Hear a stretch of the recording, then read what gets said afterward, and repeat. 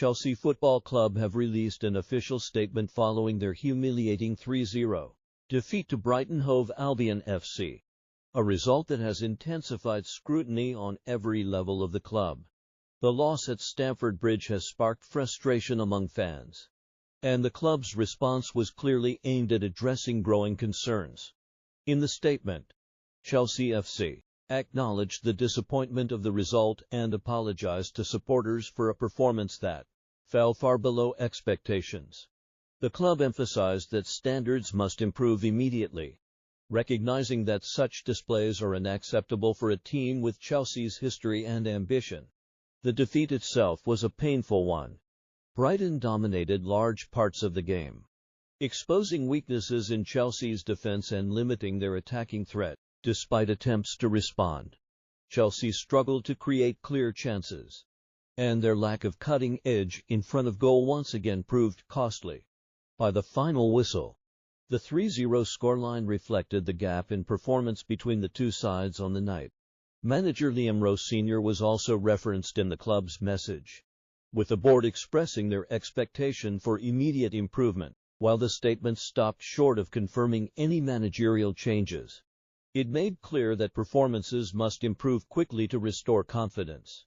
Behind the scenes, the pressure is mounting.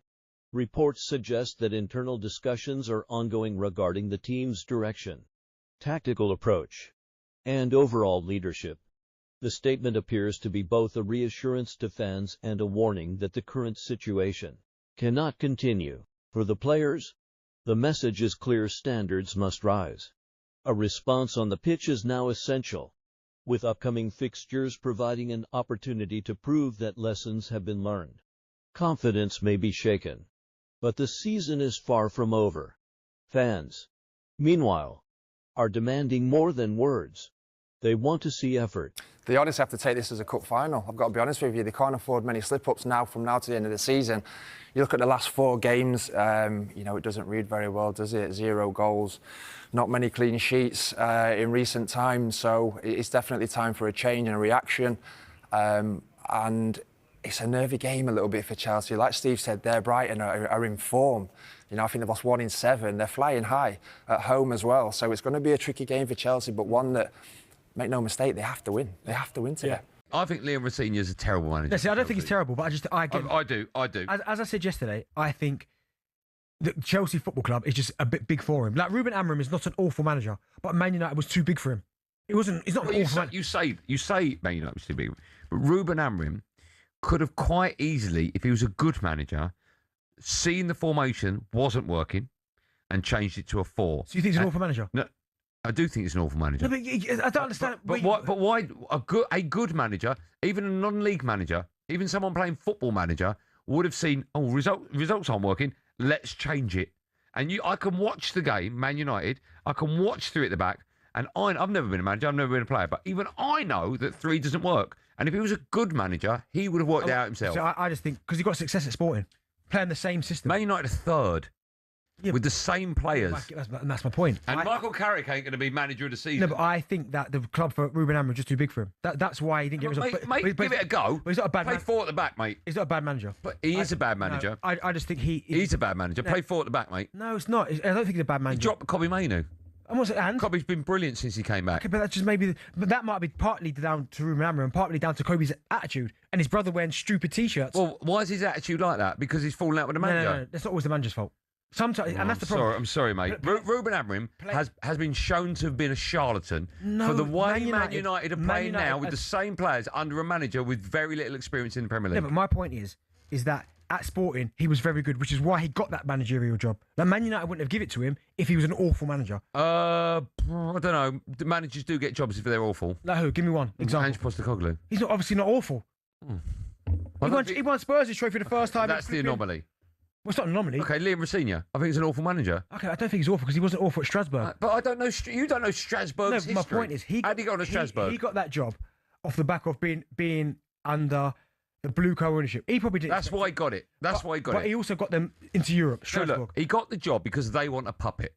They want someone. That's also Strasbourg's the first time in 40 years they got into Europe. Right. He got the job because Chelsea want a manager where they can call the shots and they can pull the strings. That's why he got it. That's why they probably got rid of Thomas Tuchel. That's why they probably don't want a big name manager, because a big name manager would go in and go, no, I'm doing it my way. Okay. In this case, they've got a manager who they can go, you're doing this, you're doing that. Yeah, potentially. And we saw that when Enzo had a 3 or 4 game ban, and in his press conference he said, we've decided. Now, a great manager or a top manager or someone that's in charge of a club will never use the word we've decided. I've decided. I'm in charge. Buck stops with me. What has happened to Chelsea? Another defeat. 3-0 they have lost in the Premier League at Brighton tonight. It is 5 straight defeats without scoring in the league for the first time since 1912. 2 years before World War I broke out was the last time Chelsea were on a run like this in league football. Well, I promise you, Brighton fans, we will focus on what this means for you. It's a brilliant story for Brighton. They've gone above Chelsea into the top 6. But I want to start with Chelsea.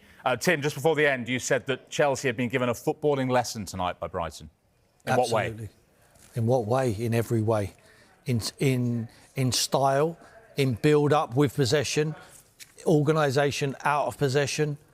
It was a team playing against a bunch of individuals who had no spirit, no character.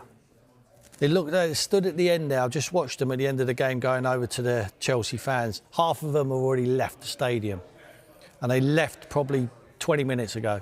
This game was done and dusted after the second goal went in the second half. He played 5 at the back in the first half. It was embarrassing. The amount of room that Brighton had just popped it through him.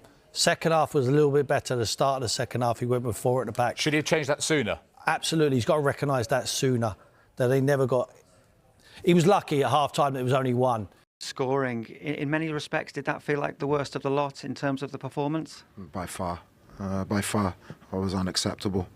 In every aspect of the game, unacceptable in attitude. I keep coming out and defending the players. That's indefensible, that performance tonight.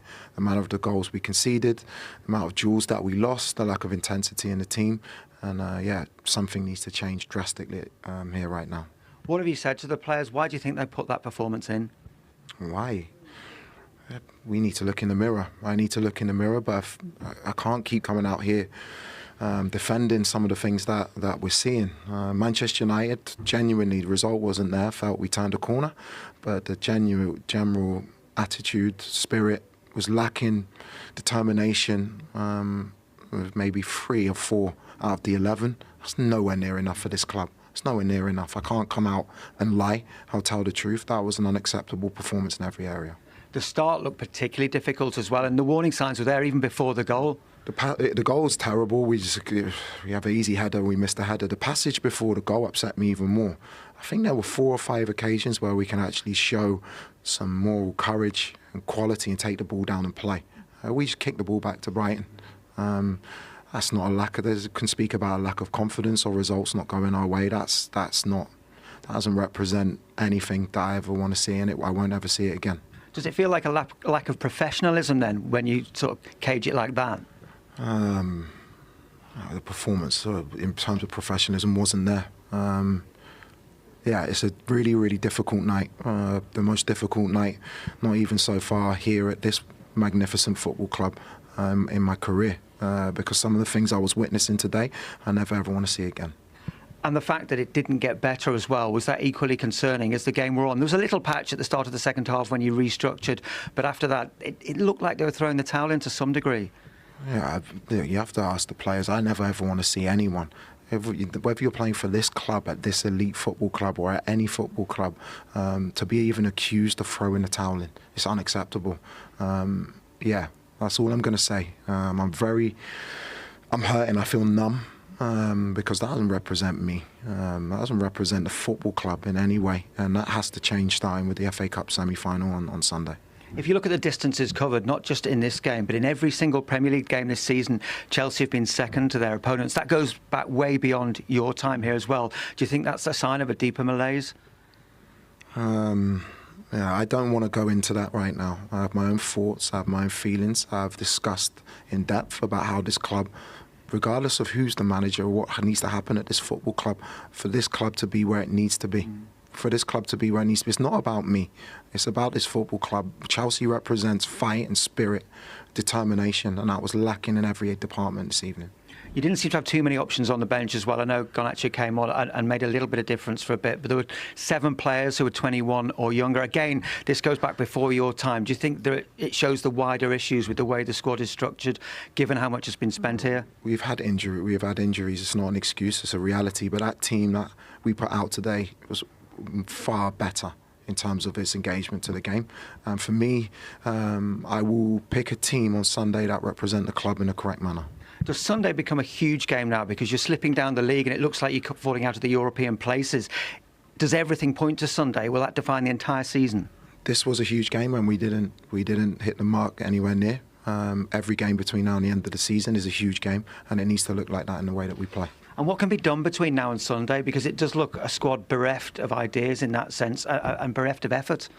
Well, that's your opinion. I have to sit with the staff and we have to make sure we get it right for Sunday. Appreciate it.